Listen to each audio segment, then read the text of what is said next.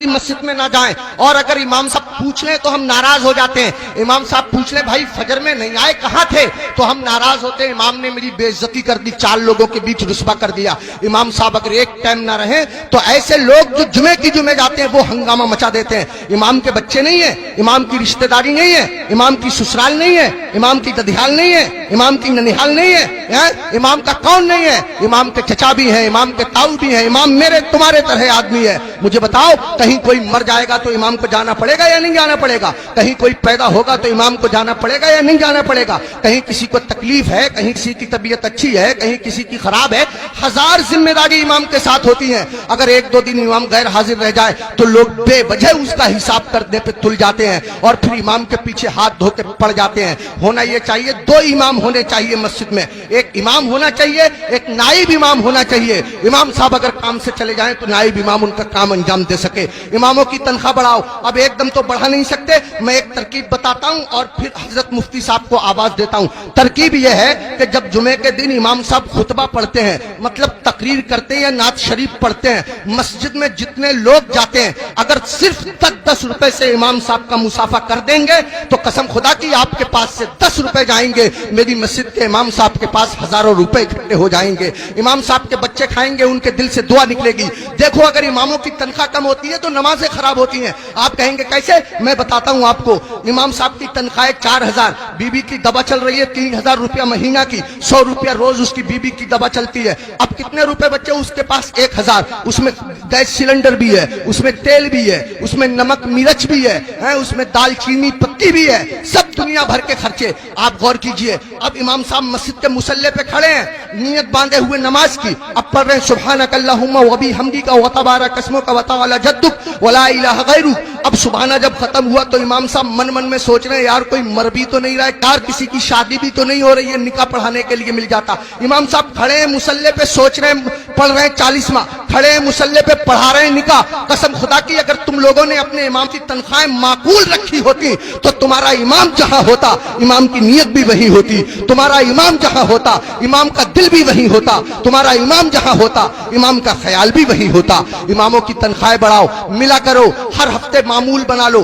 جب تم کماتے ہو، ہزاروں کماتے ہو، معمول بنا لو یا 500 روپے دوں گا، مہینے میں تم کو تنخواہ ملے 10,000، مہینے میں تم کو تنخواہ ملے 15,000، 8,000، 8,000 میں سے 100 روپے چپکے سے جاؤ امام صاحب سے مسافہ کر کے آ جاؤ۔ اگر بستی میں 100 گھر ہیں، سب کے سب 100 روپے سے مسافہ کریں گے، حساب جوڑ آپ لینا روپے کتنے ہو جائیں گے، امام صاحب کا کام ہو جائے گا۔ میں کہنا یہ چاہتا ہوں اتنا بڑا امام، کبھی تم نے سوچا تم لوگ اپنے بستر پہ سوتے رہتے ہو فجر کی نماز کے وقت، تمہارا امام تمہاری بستی کی مسجد کے مصلی پہ بیٹھ کے تمہارے لیے دعا کر رہا ہوتا ہے، یا اللہ میری بستی پہ کرم فرما، یا اللہ اس بستی پہ رحم فرما، لوگوں کے کاروبار میں برکت عطا فرما، عزت کی حفاظت فرما، دولت کی حفاظت فرما، آبرو کی حفاظت فرما، اور تم اسی امام کے پیچھے پڑے رہتے ہو جو تمہارے لیے دعائیں کرتا رہتا ہے۔ ایک آدمی پڑا رہتا تھا بہت امام کے پیچھے، ایک دن پکڑ لیا امام صاحب نے، ابے فجر کی نماز پڑھی ہے؟ بولا بالکل پڑھی ہے۔ امام صاحب بولے کیا رکعتیں پڑھی ہیں؟ بولا 10۔ کا فجر میں 10 ہو گئے رے؟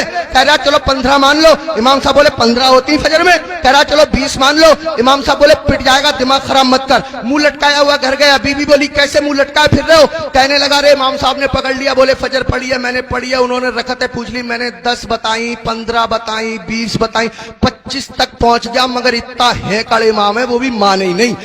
تو بیوی کہہ رہی ہے تم بھی تو پاگلوں جیسی باتیں کرو، 4 بتا دیتے 4۔ تو کہہ رہا تو سچ میں ہی پٹوانے والے کام کر رہی ہے۔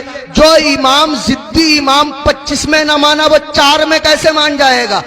25 میں مانا نہیں 4 میں مان جائے گا، پٹوانے والے کام کر رہی ہے۔ اماموں کے قریب آؤ، اماموں کا خیال رکھو، جب کھانا کھانے بیٹھا کرو امام کو فون کر لیا کرو، حضرت کھانا کھایا نہیں کھایا، آیا نہیں آیا، اگر آیا تو کیا آیا، اگر تمہارے گھر کوئی اچھی چیز بنا کرے امام کو پہنچا دیا کرو، امام کا خیال رکھا کرو۔ بال کاٹنے کی دکان ہے، امام سے بال ترشوانے کے پیسے مت لیا کرو۔ کپڑے سلنے کی دکان ہے، امام کے کپڑے فری سل دیا کرو۔ پوری بستی کا ایک امام ہے، کیا نہیں ہو سکتا؟ مشکل کام نہیں ہے، مشکل کام نہیں ہے۔ ایک امام کے ساتھ اگر یہ رعایت کی جائے، کوشش کرو اپنی مسجد کے اماموں کو حج کراؤ، عمرے کے لیے بھیجو، سب مل کر کے کوشش کرو تو کوئی کر رہا کام نہیں ہے۔ میں نے بہت قیمتی وقت ले लिया, आपसे भी मैं माफी चाहता हूं और मुफ्ती साहब से भी मैं माफी चाहता हूं, मिंबर शरीफ पे बैठे हुए तमाम लोगों से मैं माफी चाहता हूं। मेरे दिल की तमन्ना थी, मेरी आरजू थी, इमामों के बड़े बुरे हालात लोगों ने बना दिए। यही वजह है हमारे 50% मौलवियों ने अपना कारोबार शुरू कर दिया, इमामतें छोड़ दी, और इमामों के साथ ऐसे ही रवैया रहा तो कसम खुदा की तुम लोगों के बच्चों को अल्लाह और रसूल का नाम सिखाने वाले लोग मिलना मुश्किल हो जाएंगे,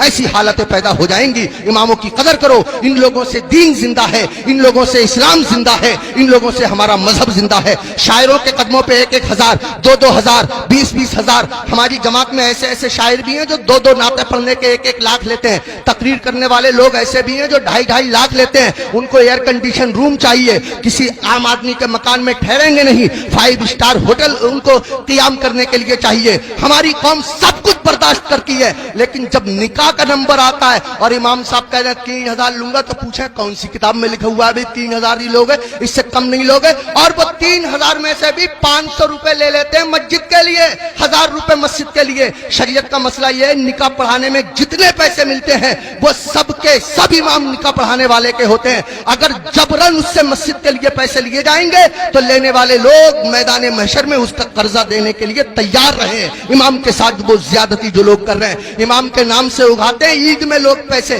40,000 50,000 इमाम साहब को दे दिए, 7,000 8,000 बाकी बचा लिए। अरे इमाम के नाम से उगाया, इमाम को दो, मस्जिद में और काम है, उसके नाम से कमाओ, उगाओ, इकट्ठे करो और मस्जिद में लगाओ। बहरहाल अल्लाह ताला माफ फरमाए, कोई भी शाखे तमन्ना हरी नहीं होगी, तेरे बगैर बसर जिंदगी नहीं होगी। जो दूसरों को अंधेरे में देखना चाहे उसी के घर में कभी रोशनी नहीं होगी। मैं ये नहीं कहता कि नात पढ़ने वालों को मत दो, मैं ये नहीं कहता कि तकरीर करने वालों को मत दो। अगर इनको देना बंद कर दोगे तो हम लोगों के बच्चे कैसे पलेंगे? मैं कहता हूं इनको भी दो, मगर इनके साथ साथ अपने इमाम का भी ख्याल रखो। ये वो इमाम है जो तुम्हारे बाप का निकाह पढ़ाता है, तब आदमी जायज तरीके से पैदा होता है। अगर इसने बाप का निकाह ना पढ़ाया होता तो आदमी दुनिया में पैदा होने के बाद किसी को मुंह दिखाने के काबिल न रहता। आज मैं इज्जत से खड़ा हुआ हूं, ये मेरे मस्जिद के इमाम साहब की बदौलत है, उन्होंने मेरे बाप का निकाह पढ़ा दिया था।